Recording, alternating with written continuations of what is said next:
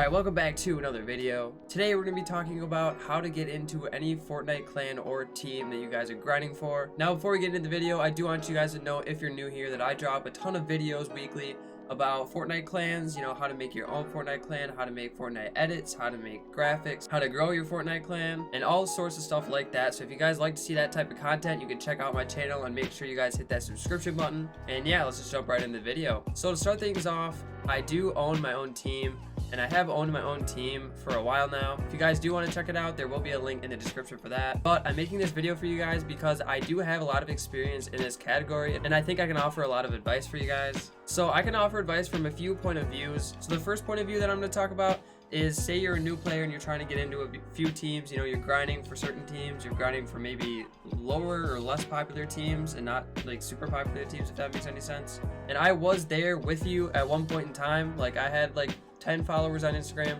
I was grinding for all sorts of small teams, and I'll give you guys a perspective of that as well. But also, since I have managed and owned my own team, I do know like what I'm looking for as a manager, as a owner of a team. So I think that can really help you guys out as well, because I feel like not a lot of people on YouTube, or not a lot of people in general, are giving you that kind of point of view of like who they're looking for, what they want like you to say to them, you know, stuff like that. So for starters, I want to get this out of the way.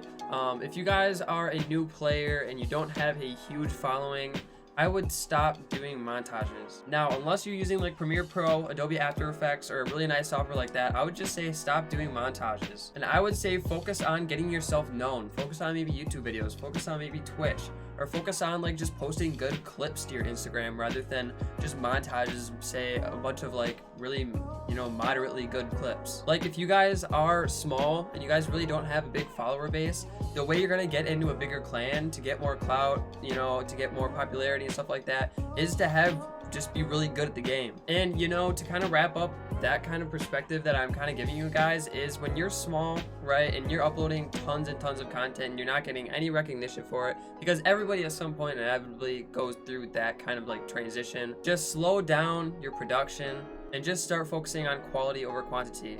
I remember back when I was uploading like I was literally uploading like 10 posts a day of graphics on my Instagram. I don't know if any of you guys really remember that, but I also want to do a video like looking at some of my older graphics in general. But I used to upload tons and tons of content on Instagram, and I was sitting there just wondering why I wasn't growing, why I wasn't getting a community. Like, I was putting in all the time and work and everything like that. And it's because I wasn't focusing on quality over quantity. I wasn't focusing on how good my stuff was. I thought that just because I thought it was good, that everybody else thought it was good. And if I posted a ton of it, that I would just become popular. So yeah, to wrap that up, quality over quantity. Now also, I'm gonna go a little bit into, since I'm the owner of a team, and you guys can check the link out in the description. There'll be a link for the team YouTube and the team Instagram if you want to check out my personal esports team as far as Fortnite and Call of Duty goes. What I look for from a player, what I look for from a random DM that I get from someone, is to be very business-like. So when I'm looking for players, and I'm looking for content creators, and I'm looking for people to pick up, and for them potentially to be able to gain popularity off me, or I can in some way help them grow more than they can do on their own, I'm looking for something that I can get out of the situation as well as something that they can get out of the situation. So this is more of like a business transaction than anything, really. I don't know, when I get like DMs from people and they're asking me to like 1v1 to get in the clan, or they're just like, can I join or something like that, like those are just the worst generic like DMs that you can get as a owner of an esports team. The DMs that I get from people, and they read like, you're like, I really like your work, like here's a profile of all my edits, like here's like my Twitch, you know, here's all of my stuff that you guys can check out, you know, I really like the team and I would love for you guys to like just check out my work and stuff like that. Those are the kind of DMs that I love, and those are the type of DMs that will actually get you noticed by other teams and orgs and stuff like that. So yeah, off that note, I'd say professionalism is definitely one thing that will get you noticed. And then another thing, and this is probably going to be one of the bigger points in the video that I think you guys should really take away from this video, is that you guys have to do free work for people to end up getting noticed, or to help your popularity. And this is a sucky thing, because everybody out there, nobody in the world likes doing free stuff for people. Absolutely no one. Especially when I joined a team, and even before that, I was making free graphics for people. I was making free intros. I was making free outros. I was making free montages.